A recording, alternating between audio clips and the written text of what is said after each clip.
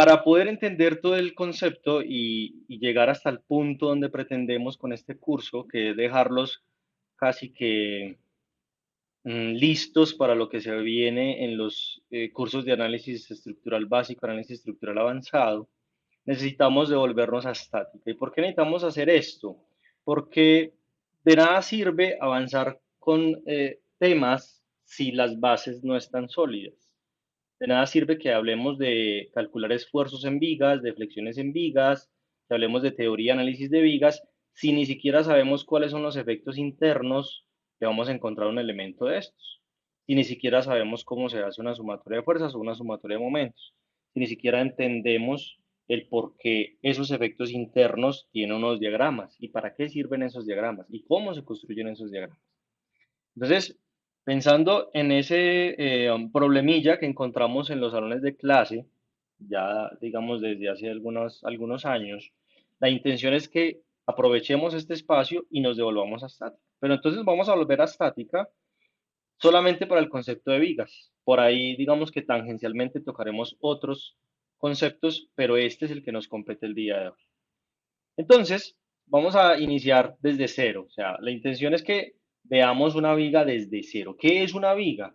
Una viga es básicamente un elemento estructural que está concebido para soportar cargas concentradas y distribuidas que pueden ser aplicadas en cualquier parte de su longitud.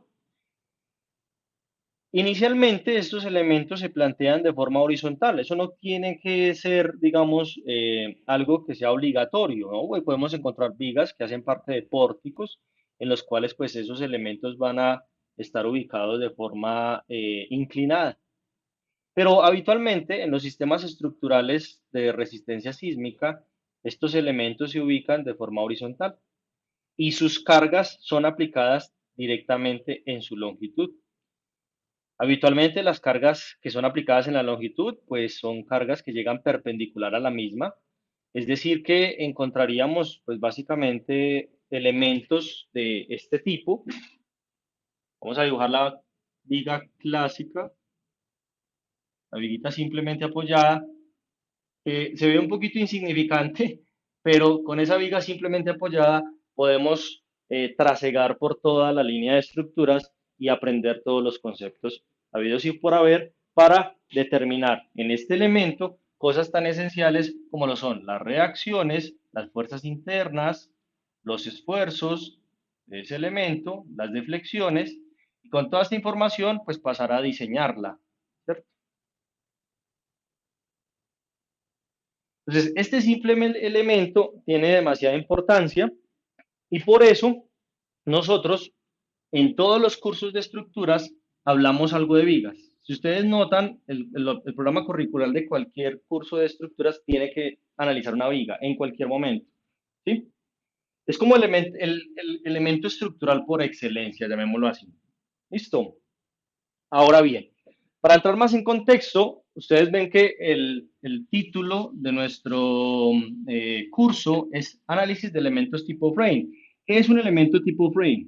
Un elemento tipo frame, aquí haciendo una traducción contextualizada, frame es básicamente como decir marco, pero eso de marco pues como que no nos gusta tanto, entonces decimos más bien pórtico.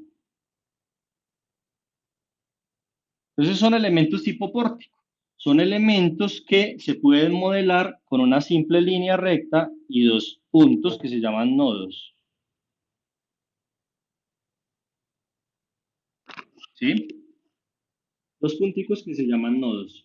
Entonces, cuando decimos vamos a hacer el análisis estructural de elementos tipo frame, nos referimos a que vamos a modelar las vigas como una línea recta y dos simples nodos que están en esos extremos. Porque las vigas también las puedo modelar, ya digamos en el ámbito de la teoría de la elasticidad, pues yo puedo modelar la viga como si fuera un sólido, entonces ya no va a ser simplemente, un palito con dos punticos, sino que ya tiene que ser un elemento tridimensional. Pero entonces, para hacer este análisis, que es muy válido, es muy completo y todo lo demás que ustedes ven en sus cursos de teoría de elasticidad mecánica de sólidos, pues aquí necesito ya, digamos que otras bases y otros conceptos pues, que ustedes vieron por allí. Lo que pretendemos es dejar muy claro y en contexto todo lo que se necesita para analizar este elementico se llama elemento tipo frame viga, porque también existe elemento tipo frame de columna o elemento tipo frame de cercha. Es más, eh, en los cursos de análisis matricial de estructuras hablamos de básicamente un solo elemento, que es el elemento tipo frame. Bajo ciertas condiciones, ese elemento tipo frame se va a comportar sea como una cercha, como una viga o como una columna.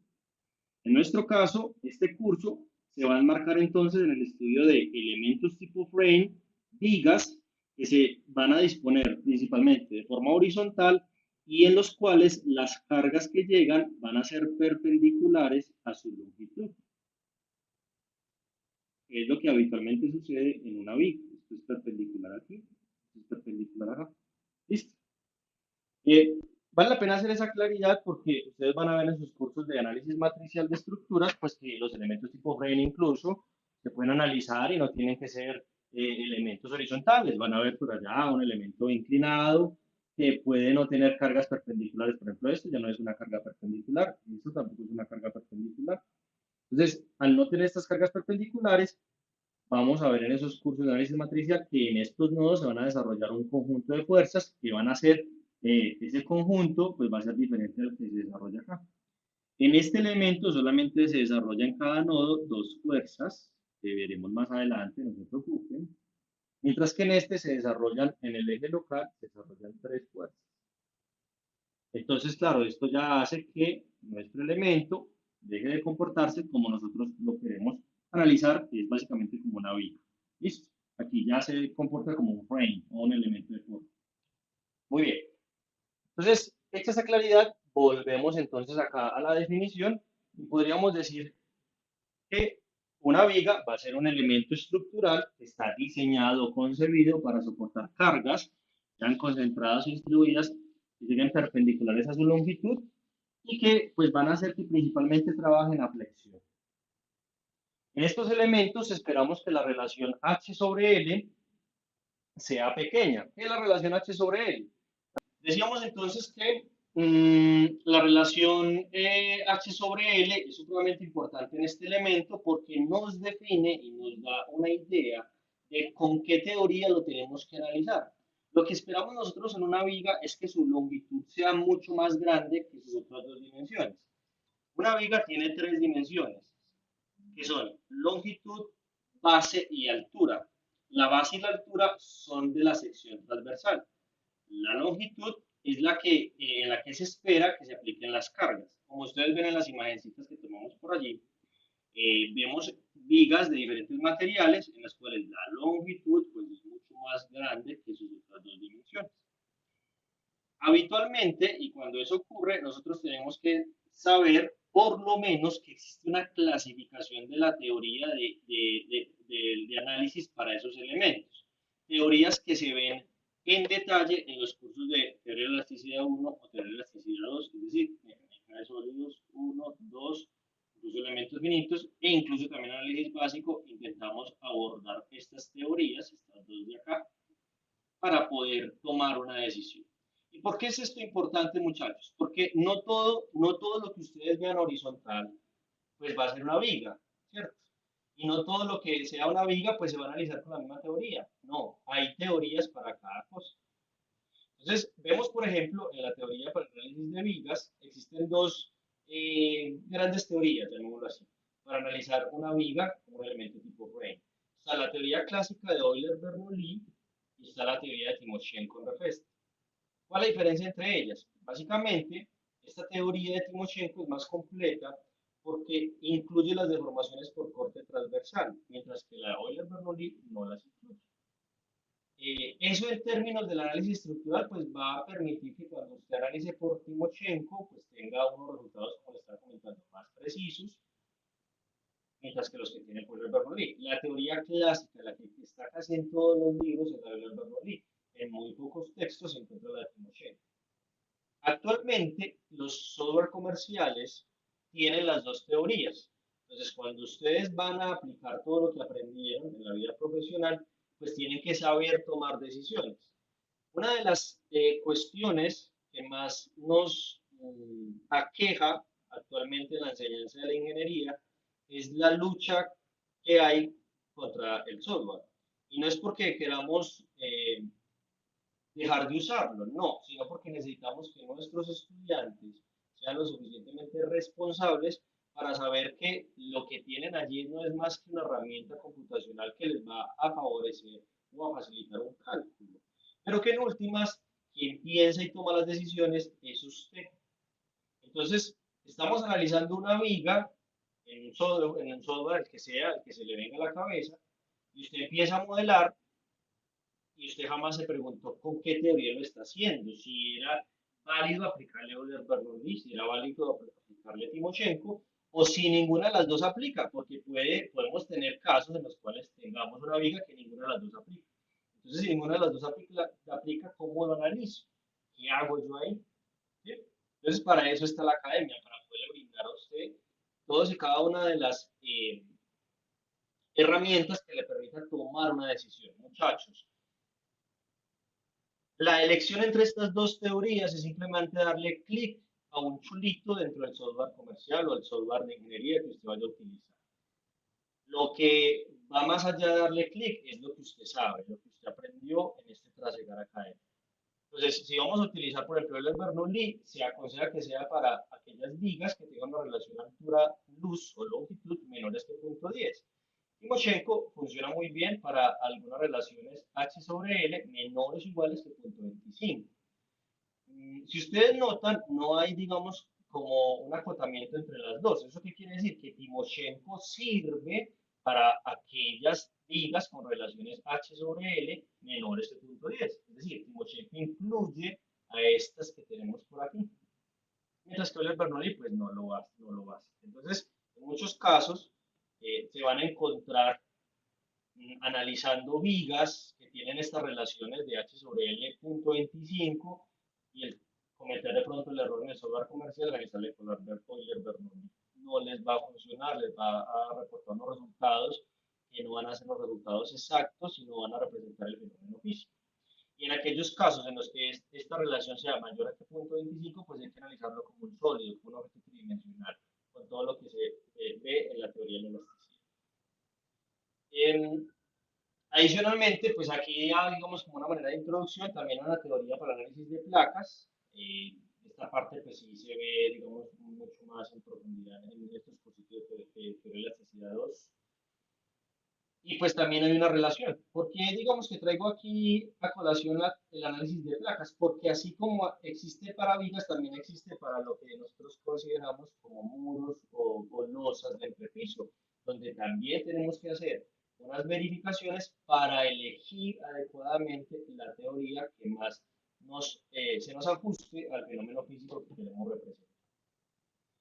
Entonces, quiero durante pues todo este curso dejarles sembrada esa idea, ¿sí? Y una frase que estoy acuñando en casi todos los cursos, porque la intención actualmente con la enseñanza de la ingeniería, digamos en este caso la ingeniería estructural, es enseñarles a ustedes algo que es básico, pero que quizás a veces puede ser difícil, y es enseñar a pensar, no a calcular. El cálculo estructural ya está resuelto.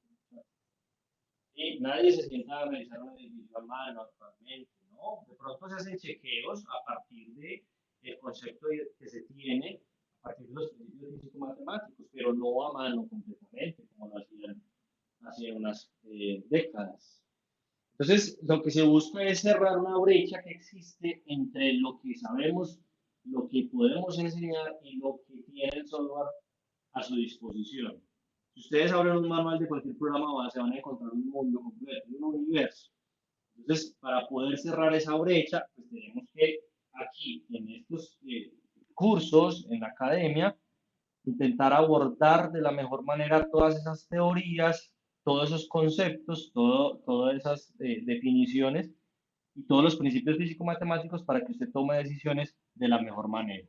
Entonces, pues básicamente, por ahí decía Descartes, pienso, luego existo. Yo les comparto una frase y es pienso, luego calculo, muchachos.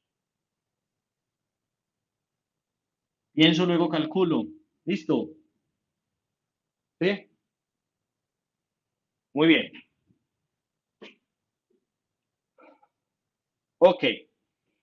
Sigamos hablando entonces de vigas. Ya sabemos entonces que tienen tres dimensiones. Una va a ser más larga que las otras dos. Las clasificamos, tomamos una decisión. Veremos más adelante qué tienen esas teorías.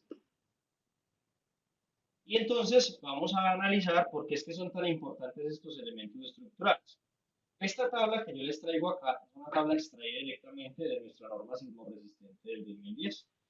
En su prefacio, la NSR10 nos trae, digamos, como una cartilla en la cual nos explica de una forma gráfica cuáles son los sistemas estructurales más utilizados de resistencia sísmica. Entonces nos muestra que están el sistema de muros de carga, el sistema combinado, el sistema pórtico y el sistema dual. Podríamos entonces detallar los sistemas combinados pórticos y dual y evidenciar que en todos esos sistemas hay vigas. Y hay vigas trabajando tanto a cargas verticales como a fuerzas horizontales. Salvo en el de muros de carga, que pues, básicamente lo que se espera es que sean los muros de concreto vaciado los que soporten las cargas verticales y las fuerzas horizontales. Sin embargo, en la concepción de este sistema de muros de carga también hay vigas, también hay unas vigas ahí que llamamos como unas que pues básicamente son vigas que están inmersas dentro de todo ese entramado, dentro de todo ese diafragma de la losa y el muro, que también nos ayudan a soportar esas cargas verticales y a transferir sus fuerzas horizontales. Entonces, en efecto, ustedes ven que ese elemento estructural tiene una gran importancia en cuanto a lo que tiene que ver con los sistemas estructurales de resistencia sísmica. Incluso en sus cursos de diseño se van a dar cuenta que el diseño tradicional nos lleva a que sean estos elementos que llamamos vigas, aquellos elementos encargados de sacrificarse, llamémoslo por alguna, o llamémoslo así, sean los encargados de sacrificarse para disipar la energía en un evento sísmico por medio de la generación de rótulas plásticas en un mecanismo de falla controlado. Entonces, ahí es cuando vemos que, en efecto, este elemento va a tener gran preponderancia, gran importancia en todo el conjunto estructural.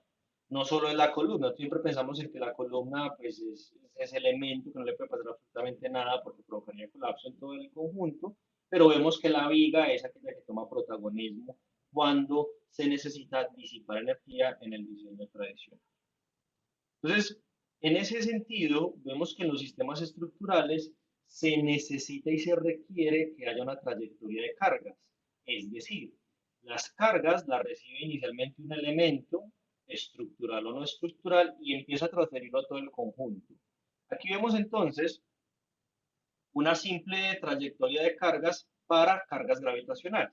Entonces vemos que la carga gravitacional inicialmente se aplica en la losa, en el sistema de entrepiso, en una o en dos direcciones, dependiendo de cómo se diseñe, y posteriormente pasa a las vigas de borde, donde esas vigas de borde las llevan directamente a las columnas, y esas columnas nos la entregan a la cimentación, y de la cimentación ya se va a distribuir en el suelo o en el terreno donde hemos inventado la estructura. Vemos aquí un análisis un poco más detallado, un sistema de entrepiso que tiene viguetas. Mm, Aquí puedo hacer una aclaración, todo lo que veamos en este curso sirve para analizar vigas y viguetas, pues la diferencia que existe entre una y la otra es que pues, la viga hace parte del sistema de resistencia sísmico, la vigueta no, la vigueta hace más, es un elemento estructural, pero que no hace parte del sistema de resistencia sísmico, entonces tiene otras consideraciones de diseño, pero su comportamiento interno es igual al que tiene una viga.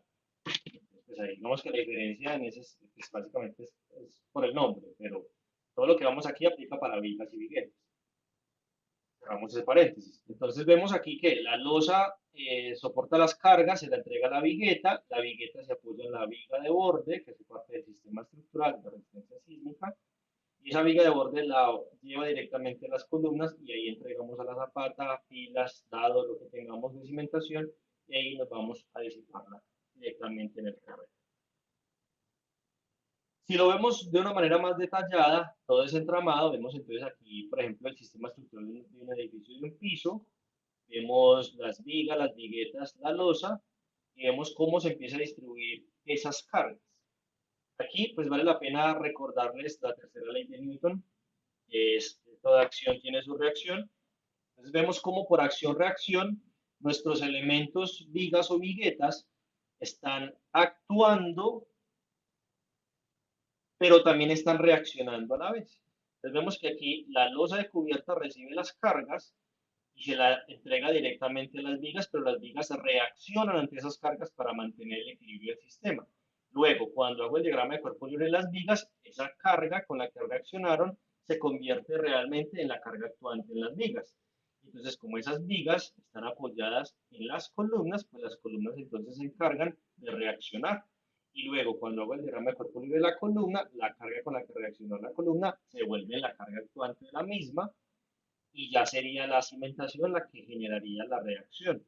Luego hago el diagrama de cuerpo libre de la reacción, y pues esa reacción que le propinó a la columna ya se vuelve una carga actuante para la zapata, y ya pues básicamente el bulbo de esfuerzo que se desarrolla en el terreno es aquel que me brinda como toda esa reacción del suelo como tal. Eso es lo que sucede bajo cargas verticales, pero también tiene una importancia en la transferencia de cargas horizontales. Cuando estamos analizando un sistema bajo cargas horizontales, las cargas que se generan en el sistema se llaman fuerzas inerciales. ¿Y por qué se conoce como fuerzas inerciales? Vamos a analizar este pórtico bajo, bueno, este edificio, lo tenemos acá, bajo una excitación en la base debido a un sismo.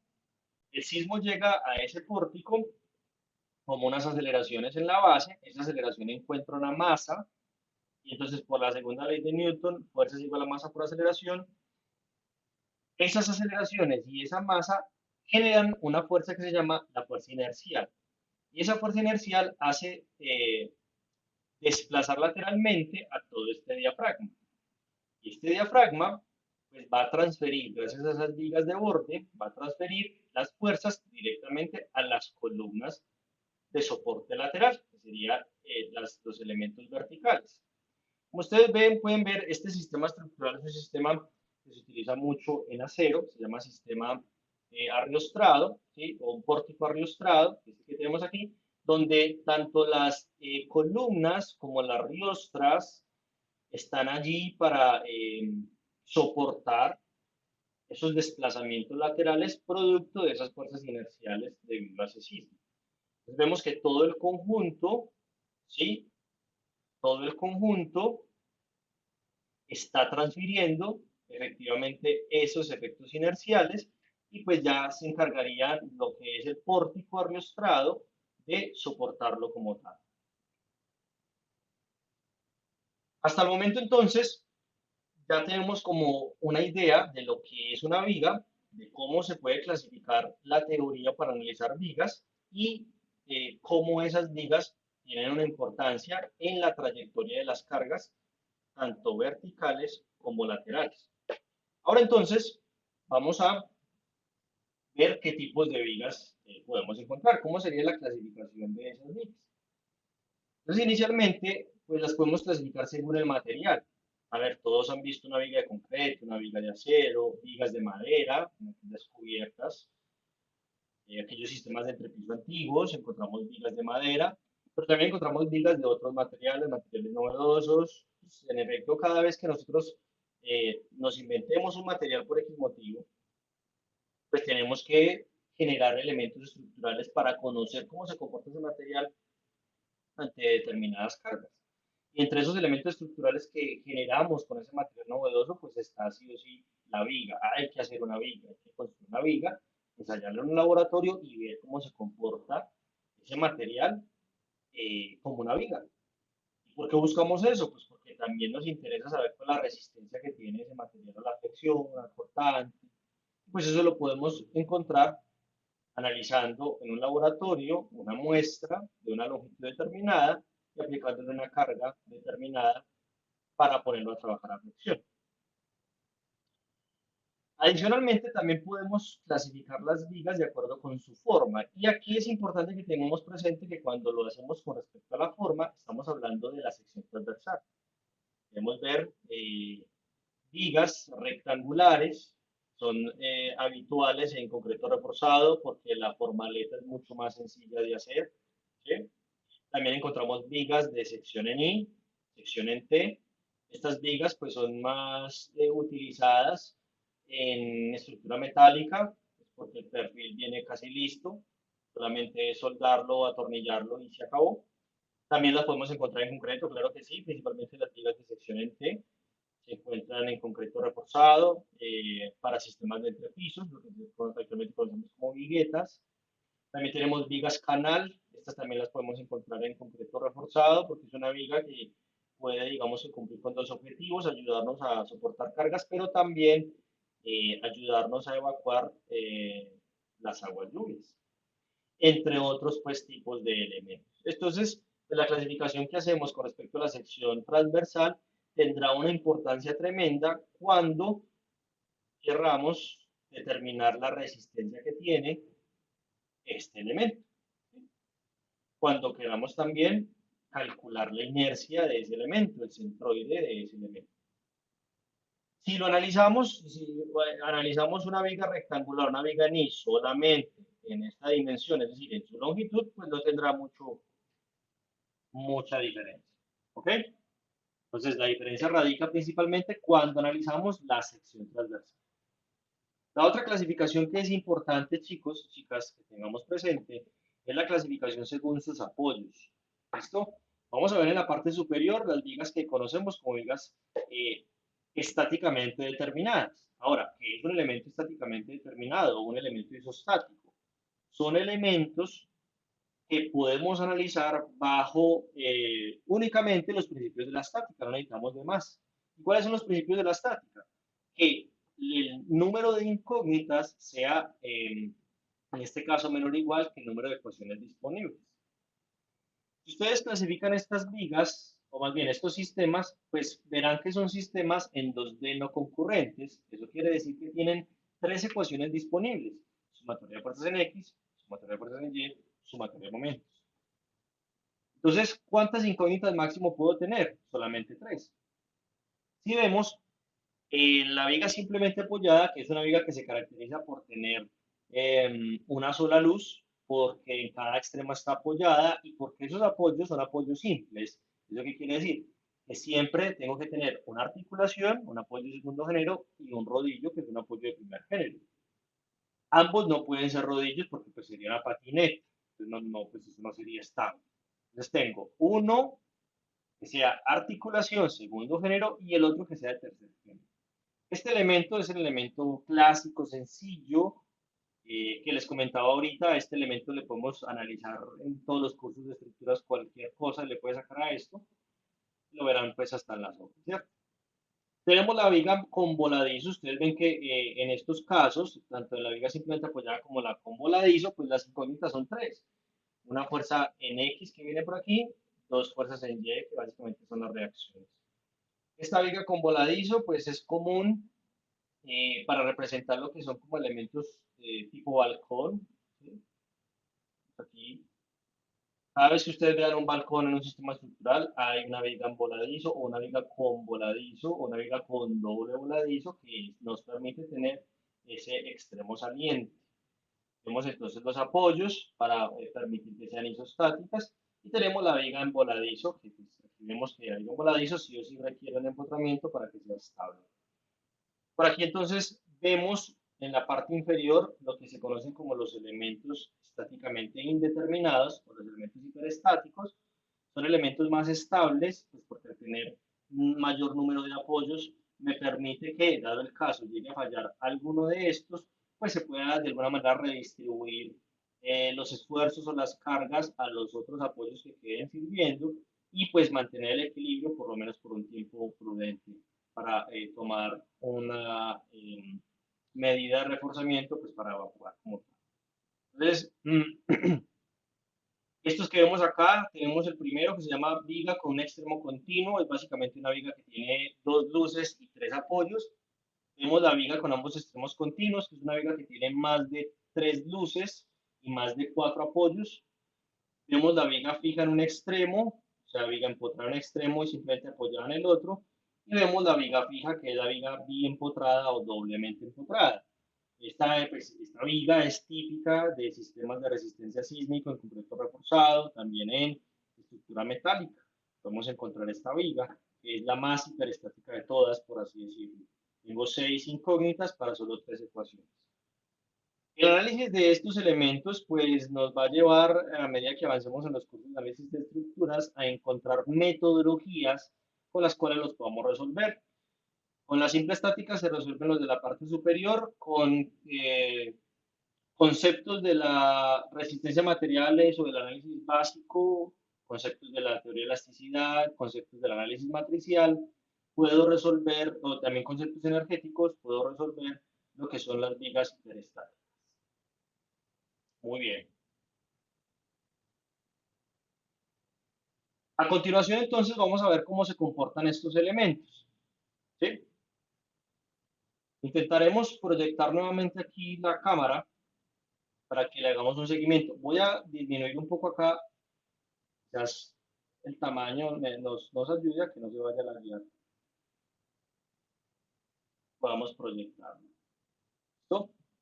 Muy bien. Entonces, lo que vamos a hacer en esta diapositiva es que vamos a ver cómo se comportan las diferentes vigas con diferentes cargas. Esto es esencial para que definamos un concepto que se llama curvatura. ¿Listo? Entonces, eh, ustedes van a ver que aquí hay unas animaciones. Cuando yo le dije acá, el elemento se empieza a curvar. Y ya tenga de pronto algún concepto básico de esto, pues sabrán por qué lo llamamos curvatura. Los demás simplemente llámenlo curvatura. Más adelante nos daremos cuenta por qué se llama así. Entonces, no digamos que se dobla, aunque pues podríamos decir si esto se está doblando, se está arqueando, digamos más bien que se está curvando. Ahí se formó una curva. Mire, eso estaba recto y entonces de un momento a otro se aplicaron las cargas y eso se formó una curva. Ya está, eso es todo lo que tenemos que analizar. La intención es que miremos esas curvas porque cambian de un elemento a otro. ¿Qué es lo que hacen que esas curvas, esta curva, no sea igual a esta curva? Supongamos que sean vigas del mismo material, la misma longitud. Entonces queremos ver por qué esos elementos pues, no se curvan de la misma manera. Entonces vamos a hablar de la curvatura. ¿Listo? Para eso pues tenemos la famosa espumita que nos va a ayudar. ¿Ok? Entonces, tenemos una viga simplemente apoyada y esa viga simplemente apoyada le vamos a aplicar una carga en toda su longitud. Al aplicar una carga en toda su longitud, vemos que nuestro elemento pues básicamente se curva de esta manera. Entonces vamos a dar la introducción de los dos tipos de curvatura que vamos a tener en este curso. Entonces, hay una curvatura así y hay una curvatura así. Listo. Esta curvatura, vamos a llamar curvatura de carita feliz y esta curvatura de carita triste. Los escuché, es que esta es una clase de escuelita, ¿cierto? Pero es que a veces nos tenemos que volver a la escuelita porque en la escuelita, como nos explicaban todo así, muy como con mucho cariño y con mucha ternura, pues todos aprendíamos. ¿Sí? Entonces tenemos la carita feliz y tenemos la carita triste. ¿Estamos de acuerdo? Curvatura en carita feliz, curvatura en carita triste. Eso simplemente para que miremos esta diapositiva. Más adelante, pues vamos a darle ya digamos, un contexto más ingenieril, más elegante, más estructural, que nos dirá que la curvatura en carita feliz es básicamente una tracción en la fibra inferior, mientras que la curvatura en carita triste es una tracción en la fibra superior. Entonces simplemente tenemos tracción en la fibra inferior, tracción en la fibra superior. Eso es todo. Esa es la clasificación que quiero que hagamos. ¿Listo? Entonces, arrancamos con este elemento. Vemos un elemento que está simplemente apoyado, carga en su longitud y se curva de tal manera que la fibra inferior se tracciona. Si yo aplico una carga puntual aquí, pues también va a pasar lo mismo. ¿Sí? No tiene que ser una carga distribuida como tal, no. Básicamente, si da una carga hacia abajo, ella va a hacer esto. Ahora, si es una carga hacia arriba, si aplico la carga, esa misma carga, pero la aplico hacia arriba, pues ella va a tender a hacer esto. O sea que vemos que la viga se mantiene con su material, su longitud, su sección transversal, se mantiene con sus apoyos, pero al cambiarle la posición de la carga y la orientación de la carga, pues ella va a cambiar su curvatura. ¿Listo? Ahora bien, es importante anotar que una cosa es que la curvatura sea parecida de un elemento simplemente apoyado con una carga distribuida a un elemento simplemente apoyado con una carga puntual. La curvatura pues va a ser parecida, es en carita feliz, pero no es la misma, porque los efectos internos que genera una carga distribuida son completamente distintos a los efectos internos que genera una carga puntual solo por el hecho de aplicar la puntual. Aquí ya se genera una deformación y las cosas que habrá que analizar de una manera distinta a la de la carga distribuida. Vamos a ver qué pasa cuando tenemos la viga con voladizo. Entonces tenemos la viga con voladizo y eso es básicamente como un trampolín. Miren, si usted aplica la carga en el voladizo, si aplicamos la carga aquí en este punto, pues ella va a hacer este tipo de curvatura. ¿Ok? La aplicamos en este punto y ella hace ese tipo de curvatura. Pero ¿qué pasaría si yo tengo la viga con voladizo? Ya está la viga con voladizo, aquí tengo una carga, entonces aquí tengo una carga, no la voy a aplicar acá, sino que la voy a aplicar acá. Supongamos que la aplicamos acá. Entonces miren que la curvatura cambió, era la misma carga, pero la ubiqué en otro punto. Son los mismos apoyos, ¿sí? Pero ubiqué la carga en otro punto.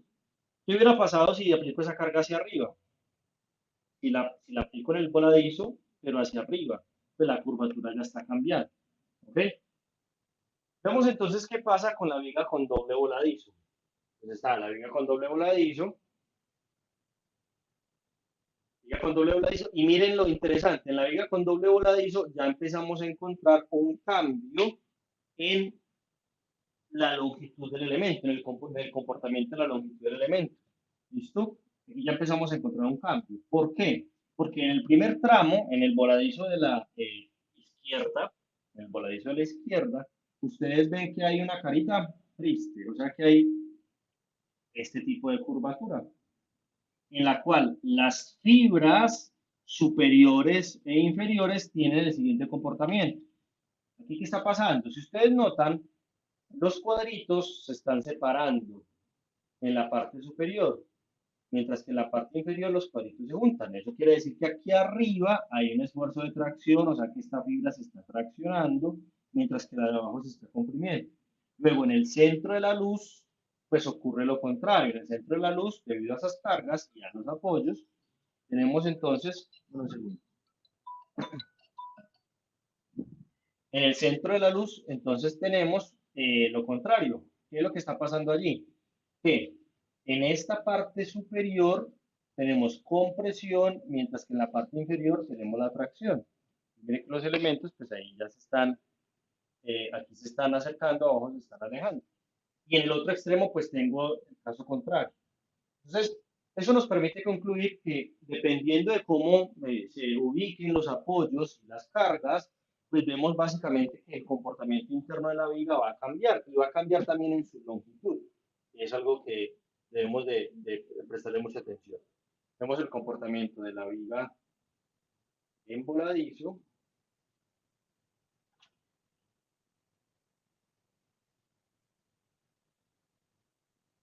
Vemos entonces ahora el comportamiento de una viga con un extremo continuo o con ambos extremos continuos bajo una carga distribuida en su longitud.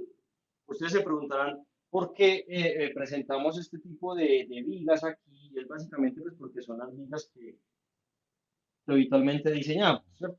En sus cursos de diseño van a ver que la viga eh, que habitualmente pues tenemos que diseñar es una viga que tiene muchos apoyos, porque es de parte de un sistema de resistencia sísmica, o sea que hay muchas columnas. Y segundo, pues las cargas que modelamos son cargas distribuidas, como lo ven allí, rectangulares, pues porque provienen de las cargas que le transfiere la losa, las viguetas y demás. Muy bien, entonces vemos ese comportamiento.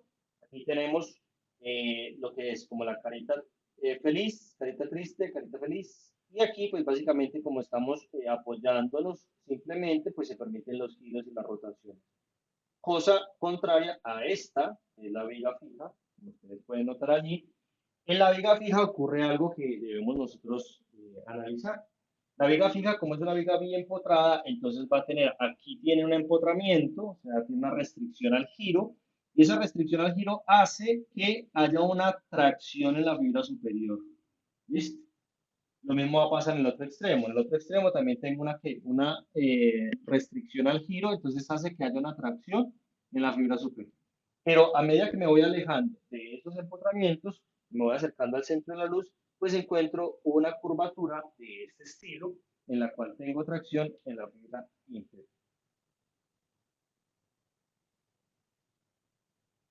Entonces, de esta presentación podemos concluir, de esta diapositiva, podemos concluir algo que nos va a permitir entender el comportamiento interno de las vigas, y es que ese comportamiento interno o esos efectos internos que se generan en ese elemento, pues van a depender del tipo y la posición de los apoyos y del tipo y la posición de las cargas que tenga la viga. Es así como vemos ahí para determinado caso que al modificar las cargas o al modificar los apoyos, y no solamente modificarlos en magnitud, sino también en posición, en ubicación dentro del elemento estructural o a lo largo del elemento estructural, vamos a encontrar efectivamente un cambio en su comportamiento interno. Es decir, que eso va a llevar a que unas fibras se traccionen, otras fibras se compriman, va a llevar a que haya esta curvatura o haya esta otra curvatura, va a llevar a que haya más deflexión, va a llevar a que haya más giro, va a llevar a que todo nuestro elemento estructural cambie. ¿Listo? Recuerden, chicos, que el objetivo de los cursos de análisis de estructuras es básicamente uno. Si ustedes no sabían, cuando ustedes ven un curso de análisis de estructuras, la idea es pues, prepararlos para que sean adivinos, o sea, brujos. Porque lo que se busca con todo esto que vemos en análisis de estructuras es predecir. Predecir que el comportamiento estructural de un elemento, de un sistema. ¿Y por qué lo quiero predecir? Porque si yo predigo el comportamiento estructural de un elemento, entonces yo puedo tomar acciones para luego ¿qué? Diseñar. Claro, si yo ya sé cómo se comporta, si yo ya sé qué le podría afectar, qué lo podría dañar, pues entonces yo voy y lo diseño. ¿Lo diseño con qué fin? Con el fin de que, pues, aquella cosa que predije, pues no me vaya a ocurrir. O si ocurre, pues ya esté controlada. Y pues ya, luego de que lo diseño, pues voy y lo construyo. Entonces, este paso es esencial, ¿sí? Para poder hacer nuestros elementos estructurales realidad. ¿Ok? Bueno, esa es digamos que la primera gran conclusión a la que llegamos en este bloque de la sesión. No está por ahí apuntadita, espero hubieran tomado apuntes de ello. Recuerden, ese comportamiento interno, el comportamiento interno, no estoy hablando de la resistencia, son dos cosas distintas, chicos. La resistencia está más asociada al diseño, está más asociada al material, está más asociada al refuerzo, está más asociada a la sección transversal. Y aquí miren que estos dibujitos no muestran nada de eso. Entonces, cuando hablamos de comportamiento interno, es esa predicción, es decir, esos efectos, ese cortante, ese momento, esas reacciones, esa deflexión, ese giro, que nosotros calculamos. ¿Listo? Entonces, eso va a depender directamente de la posición y tipo de apoyos y la posición y tipo de cargas. Solamente de ello. ¿Ok?